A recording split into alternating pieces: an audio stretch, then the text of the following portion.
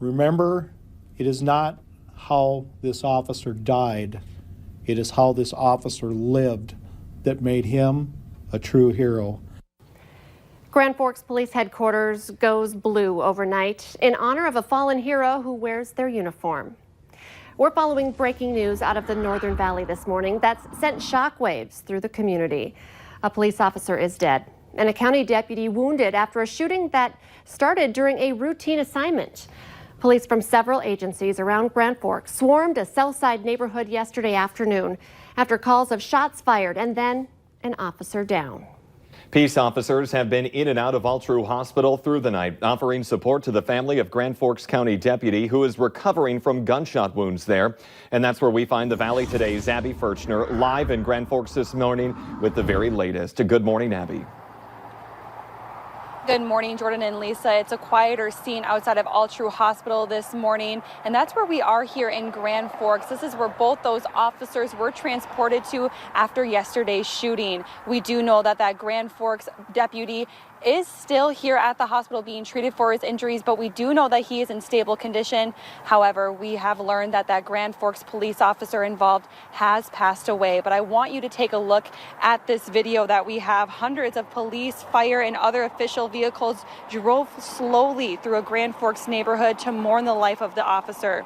This video was posted by the University of North Dakota Police Department, asking people to continue to offer thoughts and prayers for both the Grand Forks police officer, the families involved, and the deputy who was wounded. But here's what we know what happened last night. It started with two county deputies serving eviction papers at 2627 South 17th Street. Police say 41-year-old Salama Pendleton unexpectedly opened fire on the deputies, who then called for backup. Two Grand Forks police officers arrived and they made their way into the apartment. During an exchange of gunfire, 4 people were hit. A woman was inside the apartment and died from her gunshot injuries. That's also when the 2 officers were hit, as well as Pendleton, the suspected shooter. Pendleton is still here at the hospital being treated for his injuries, but his condition is unknown at this time. Also, there is going to be another press conference here this morning at the Grand Forks Police Department where they're going to be releasing the names of the officers. So there is going to be a lot of new information coming through this morning. So stick with Valley News Live as we continue to update you on this breaking news. Yep, and get that VNL News app so you get those breaking news alerts as they come in. Abby Furchner reporting in Grand Forks this morning. Thank you very much. And this is an ongoing investigation, and the Grand Forks police are asking for any information that might help them in the case. There are a number of ways you can do that. You can call them 701-787-8000. You can also submit a tip on the Grand Forks Police Department's Facebook page or on the website. That's grandforksgov.com. You can also use the Tip 411 app as well. It's just about 6:52 on this Thursday morning. Let's get a check of the forecast, and we'll be feeling a little cooler today, Lisa. We will be. Temperatures are going to be kind of a shock, I think, for some of us as we start off our day today, or rather wind down the day. We just won't warm up. We're looking at a beautiful start here in Fargo. Around the valley, a lot of us in the 50s at the moment. Fargo's at 49. Grand Forks is at 55. Some low to mid 50s. Fergus Falls, Bemidji, and Jamestown. The wind not too bad. We will see it pick up, though, as we head through the day. A gust right now in Devil's Lake to 24. That wind will become northwesterly, and that will drive in much cooler air for us. We've had one cold front move through already. You can see the rain with that line of showers moving off to the east. So that's already started to introduce some cooler air. But as we look to the northwest, you could see some clouds, even some green on the map there in Manitoba. That's going to be dropping southward. So we're looking at more cloud cover up north today. And eventually that does drop to the south and east into more parts of Minnesota. And with that comes a few sprinkles and much cooler temperatures. All of us will cool down, but it will especially be cooler in the northern valley, where we're looking at highs in the upper 50s compared to the 70s and 80s yesterday. That's going to be tough. And looking at some 60s to about 70 in the southern end of the valley with breezy weather throughout, and seeing that sunshine longer in the south, especially in southeastern North Dakota. So a bit of a cool start here for the end of the work weekend heading into the weekend. And we're looking at temperatures tomorrow and Saturday that are even cooler, 50s to some 60s. Morning lows dipping into the 40s and maybe some low 40s to some upper 50s up north. So we want to give you a heads up about that. If you've got your gardens growing, you're going to want to keep an eye on those numbers here as we head toward the weekend. The weekend does look dry and nice. We're looking at temperatures that'll be rising back into the 70s on Sunday with no real shot for organized precipitation until next week. So you're going to need to do some watering.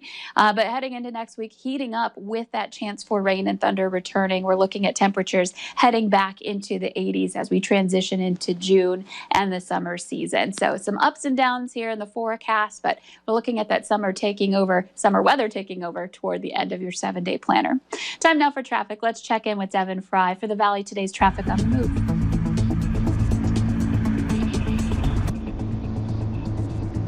Thanks, Lisa. We're finishing up our morning drive for this hour on I-29. We are heading south. You can see the northbound lanes are busier than what we were experiencing yesterday, but here in the south, things can be misleading. There's only a few vehicles out here, but over there in the northbound lanes, a little bit busier than what we were experiencing yesterday. It was the same situation up on I-94.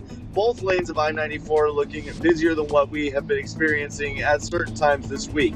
We've seen kind of a pattern of things being very light, then busy the next day, then very light again, and then busy the next day. So we'll see if the trend continues. It should be for an easy drive on Friday morning. But for today, the main issue we need to worry about is road closures. There's no new ones today, which is good news there. Just the long-standing construction projects, a lot of which are in North Fargo. So just be prepared for those, the main avenues of the world, the Broadway closures. Just be on the lookout for those, and you should be all right.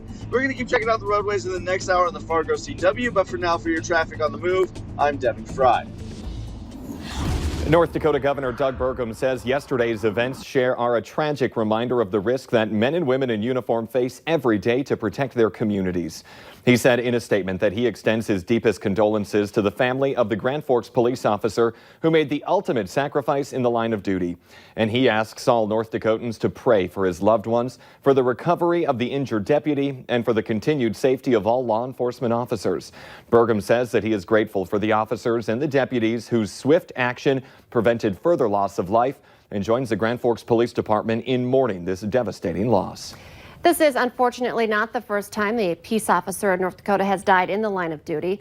It's happened to 32 officers. The most recent death was that of Colt Allery, a deputy with the Rowlett County Sheriff's Office.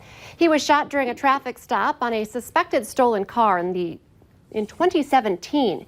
Just a year before that, in February of 2016, Fargo police officer Jason Mosier was killed while responding to a domestic disturbance at a home on the city's north side.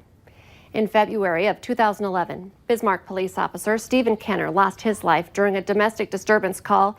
And in March of 1996, patrol officer Keith Braddock of Watford City died after being shot by a man who was mad about service at a local bar. The deaths of North Dakota law enforcement officers also include U.S. Marshals Kenneth Muir of Fargo and Robert Cheshire Jr. of Bismarck in February of 1983. They were both killed in a shootout with tax protester Gordon Call in Medina. Call got away and was the subject of a massive nationwide manhunt before being killed by police in a shootout 4 months later. New this morning, a woman is dead. Also breaking news this morning, one person was shot to death in the midst of a violent and chaotic protest in Minneapolis over the death of George Floyd. This is new video into our newsroom. Police were dispatched to a report of a possible stabbing around 9:30 near Lake Street and Bloomington Avenue and found a man on the sidewalk with a gunshot wound. One person is in custody, but police are not sure yet what led up to this deadly encounter. Hours earlier, tear gas, flames, and smoke filled the streets surrounding the Minneapolis Police 3rd Precinct. Protesters set several fires, and St. Paul police were actually called in to help protect firefighters trying to put out the flames. Looters also hit the Target store and other neighboring businesses. A Target spokesperson says they closed the store earlier in the day indefinitely to ensure that its employees were safe. New this morning, one woman is dead after a motorcycle crash in Otter Tail County involving a utility pole. Minnesota state troopers say it happened overnight near the city of Otter Tail on Highway 78. Authorities say 44-year-old Christina Lindquist Abel lost control on a curve, went into the ditch, and then crashed into a utility pole. West Fargo Schools is allowing each graduate to have 2 guests to attend this weekend's graduation ceremonies. Guests and graduates must be mindful of social distancing, screening, and wearing a mask. There will also be instructions released for arrival time, check-in, and parking instructions, along with drop-off points. Ceremonies will be live streamed for families that choose to stay home as well. And here are the details of this weekend's graduation times for Fargo Public Schools. Woodrow Wilson High School graduation will be tomorrow at 7 in the evening at Agassiz. Davies High School, North and South High Schools will hold ceremonies Sunday at their school's football stadium. Davies and South are at noon and North is at 1 p.m. And remember, only 2 guests per graduate are allowed. The school district has provided links to each ceremony. For those, just head to valleynewslive.com or use your VNL News app. Here on the Valley Today, we want to thank you for tuning in to watch our coverage. We want to reassure you that we're working hard to make sure you're staying informed during this COVID-19 pandemic. There are several ways for you to do that, including valleynewslive.com, our VNL News app, and of course our Valley News Live Facebook page. And those are all for free with no registration required. The Today Show and CBS This Morning are just about to start, but the Valley Today, it rolls on. We'll have more live up-to-the-minute news and weather coming up quickly here on the Fargo CW. Otherwise, thank you for joining us on this Thursday morning. Stay safe, everyone.